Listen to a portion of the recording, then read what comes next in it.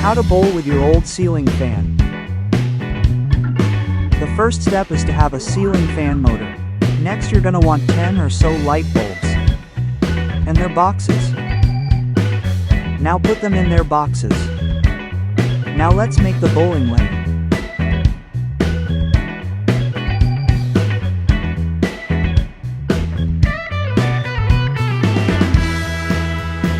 Now let's set up the light bulbs. Do not throw the fan, it will dent it and make it pretty hard to roll. Just push it in a very careful way, like this. And that's how to bowl with your ceiling fan.